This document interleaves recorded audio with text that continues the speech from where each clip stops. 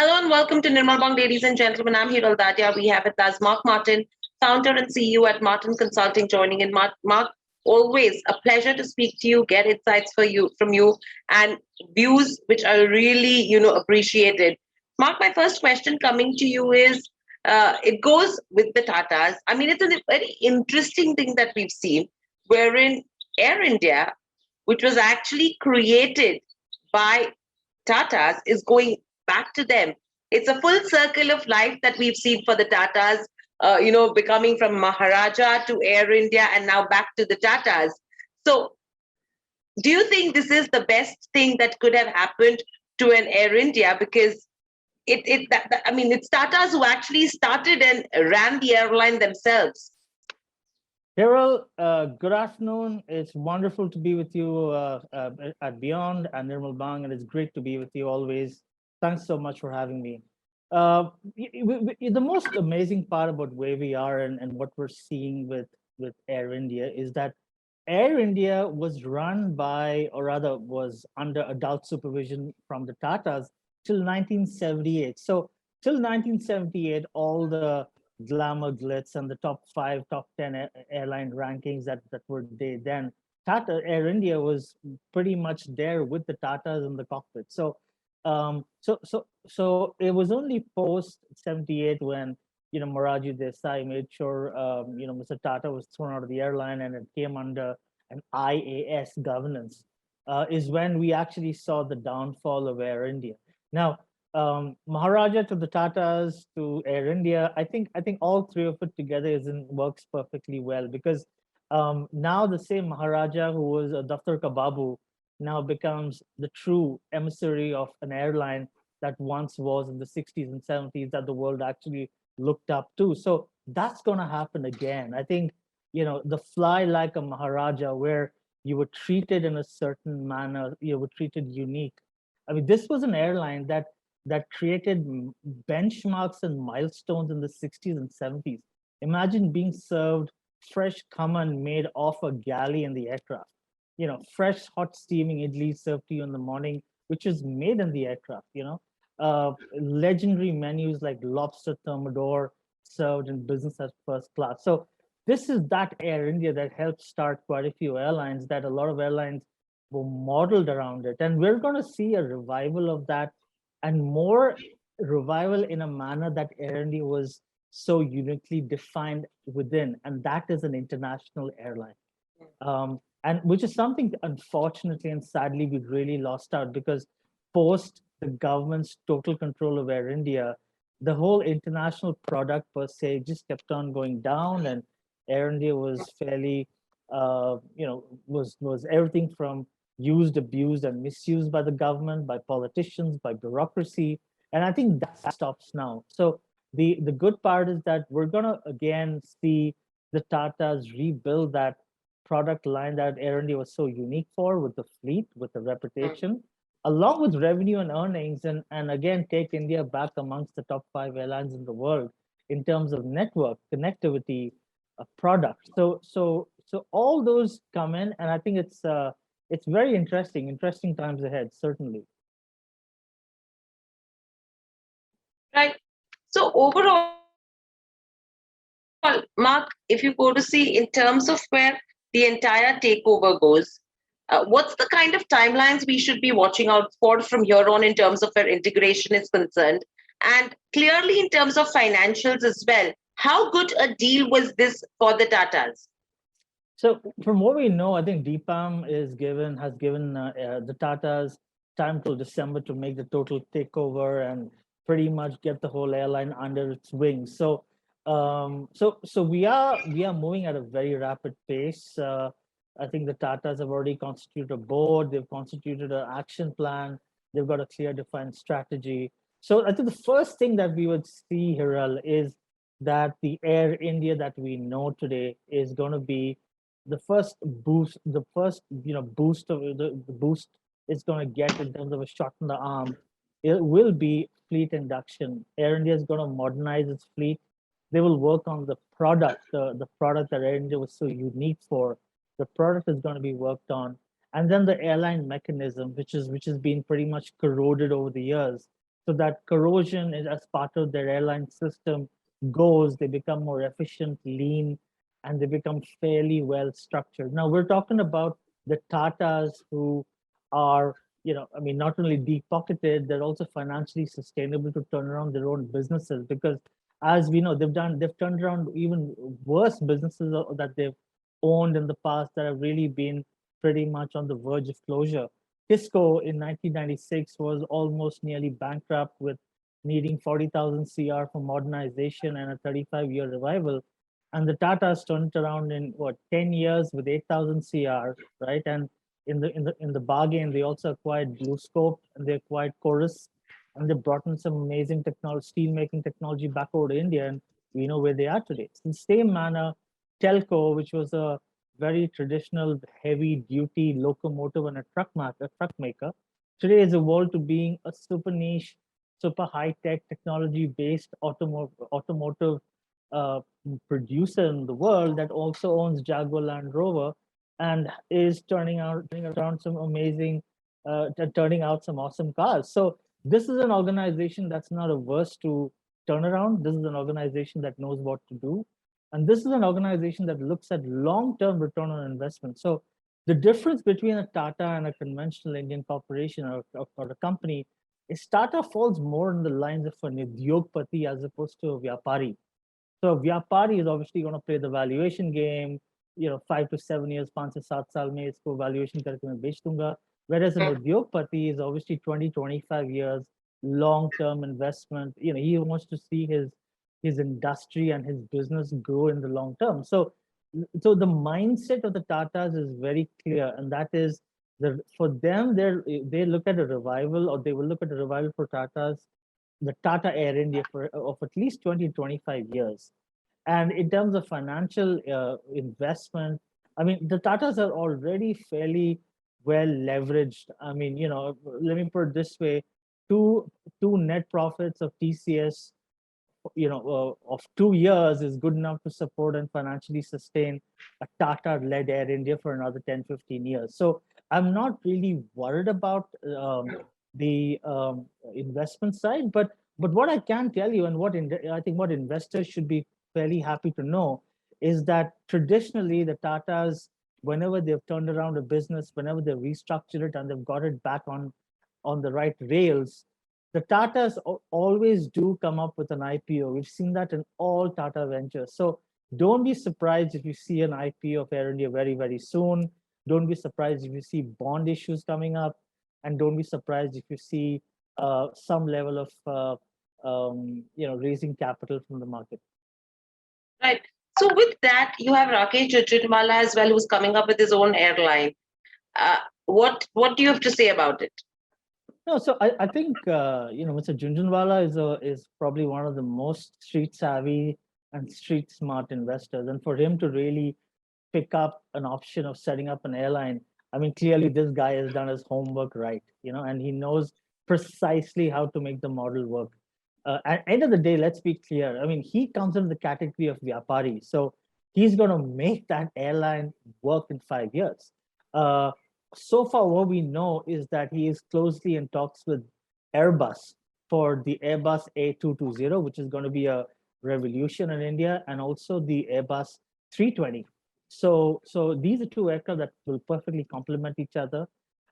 His approach and strategy is right. He's talking about an airline that will drive the entire the mass. I mean, he doesn't want to be the railways or compete with the railways, but he wants to have a network which is as comprehensive as the rail network. So which I think is pretty remarkable. It's going to be very interesting in the market, because not only are we going to see a Go Air IPO in the next 6 months, we're also going to see a strategic market investor start his own airline. We're also going to see a revived and a renewed Air India. We will have an Indigo. SpiceJet will keep living on. Go Ahead is going to be more powerful in the market. So this is going to be a market with at least 5 airline companies listed, which is amazing. We've never had that before in the history of our markets. This is going to be an airline. This is going to be a environment where our airlines are going to be flying worldwide, in addition to having Vistaras and Air Asia and so on, TrueJet. And this is going to be a market that's going to be driven on pure play air transport revenue. So while we're talking about these airlines, we must be mindful that the rainmaker effect is going to have with driving more jet fuel revenue, more VAT, more GST, airport earnings, landing parking earnings, airport retail income, which is going to shoot up. Even the guy who's going to be, the tapariwala who will be selling samosas and chai outside the airport, he's also going to make money out of this. So this is going to be an amazing opportunity that's going to be more as an economic, a socio-economic driver, and I think that's very, very interesting to see in India. Right. So overall, with all of these coming in, how do you see the aviation industry changing overall? How do you see redistribution of market share happening? And secondly, with COVID into consideration right now, what's the kind of give and take you see on that format? I think from a very, very juvenile, immature behavior, I think some level of maturity finally comes in our air transport business. That I think is going to be remarkable, because the reason I say this is there would be a very clear tier of product offering. You'll have an Air India on the top, which will be this global international network. You'll have a regional airline which will distribute that traffic over to Southeast Asia and the SAARC region. So you have your Vistaras and the Indigos, and you'll have other airlines over there. And then you'll have the domestic players, which will be predominantly a blend between a Go Air, a SpiceJet, and to some extent an Alliance Air, and so on. So we're going to have a perfectly working hub and spoke model, and we're going to have a perfectly tiered network system, like very similar to what we see in Europe and the US and in Southeast Asia, and even in China. So I think that's going to be very interesting to watch. From a crossover perspective, I think some level of competition would be there, but certainly not as insane as price was, like to what we've seen over the last 3-4 years. Now, as you rightly pointed out, Hiral, yes, COVID is a threat. That's a looming threat we need to deal with. That's something that's going to be predominantly aware around in the next 12 to 14 months, as long as we don't do anything, as long as we do something to contain it or suppress it for good. That is going to be one of the couple of nails that's going to it's going to pretty much be in the airline business coffin. But on the flip side, and one of the reasons why guys like Junjunwala are taking that step of starting an airline now is because the upswing of this. I mean, from what we're seeing the last 3 months, the trend of a waning away COVID, markets coming back to some level of normalcy, cases on the decline, more powerful, more potent medication, which is coming up, including oral tablets and vaccines that's going to be in the market in the next 6 months. So, so all of those is going to have a very good suppressive, ability on COVID. And the upswing is going to be remarkable, because what's happened here is you've locked up people for the last 2 years as a result of COVID. They haven't gone out, they haven't holidayed, they haven't been social. Life has been pretty hard staying indoors, and everybody out there wants to get out, wants to bring back normalcy in his life, meet relatives, take a break.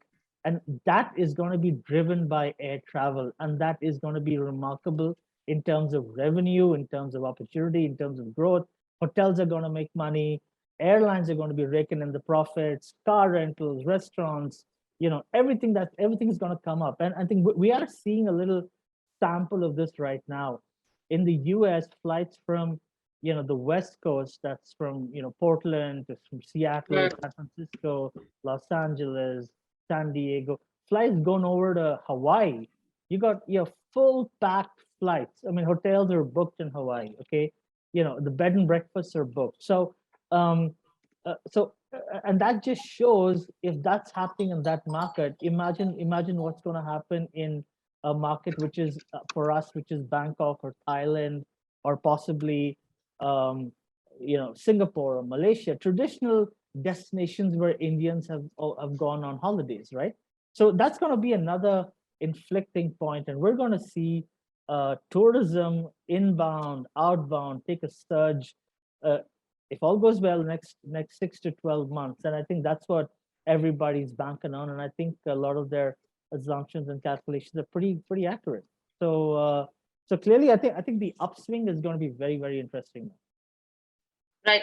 And overall, right now, with that, in a couple of days, you will have airlines which will be able to operate at full capacity.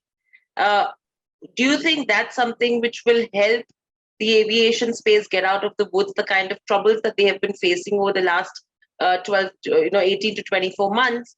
And secondly, do you think even if it opens at full capacity, uh, consumption is something which will pick up as well? Oh yeah, the losses accumulated over the last financial year and this financial year is a burden. But once they start operations, I think a lot of those losses can be amortized over the next 5 years, so that it can be paid off bit by bit. But a major part of that loss or that financial outlay, the expenditure side is predominantly with lessors. And I think we know nearly all airlines, most airlines across the world have already made those deals with lessors by saying, look, we're going to pay this off to you in the next 12 to 14 months. Some have made a deal for 5 years.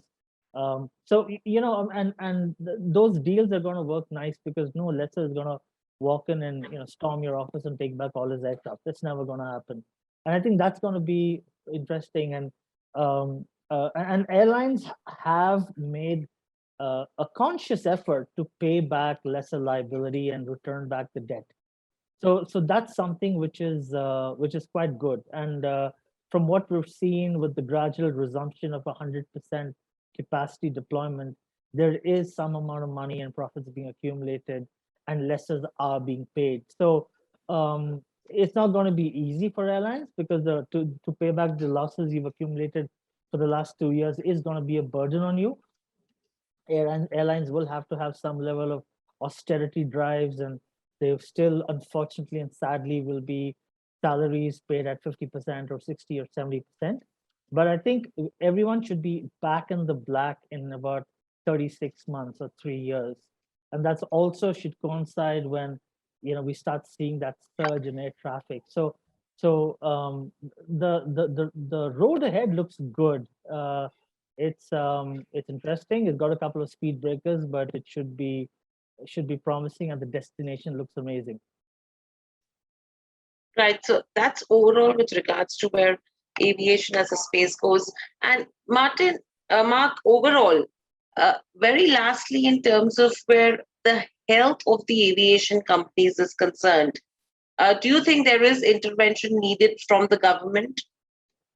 Certainly, I think the government does need to step in and support with, I'm not going to say something like ECGLS or raise the ECGLS beyond 250 CR, but I think the burden can be softened on the airline by lowering GST, by lowering VAT, lowering the external compliance costs, which are hitting airlines and aircraft owners and operators and charter companies significantly. And I think those can play a very vital supportive role with airlines, because in all honesty, 250 CR and ECGLS is absolutely nothing. It's not even enough to pay salaries. So you're going to have to really do something beyond that to make the environment a bit more conducive. And that would come from lowering of charges and levies and taxes and fees. So if we at least partially park that for about 1 year, that should help airlines recuperate to a significant extent, and that should help them back come on their help them come on their feet back again, and obviously drive this business, because let's be honest, the airline business and everything connected to airlines and hospitality are human intensive, are human capital driven. So they're more or less driving a major part of our hospitality revenue, hospitality, recruitment, jobs, and revenue. And I think that's something which should really, we should do. At least the government should understand and evaluate and take steps to soften that compliance blow on them. Right. So overall, that's what should happen from here on. A pleasure to speak to you, get insights from you, and hopefully we see a good turnaround that happens for the aviation space from here on. Thank you so much, and stay safe. Hope, hopefully, indeed, Jarrell. Thank you so much, and wonderful to be on Nirmal Bang Beyond. Thanks for having me. Subscribe to our YouTube channel for in-depth interviews of India Inc. and press the bell icon so that you do not miss our updates.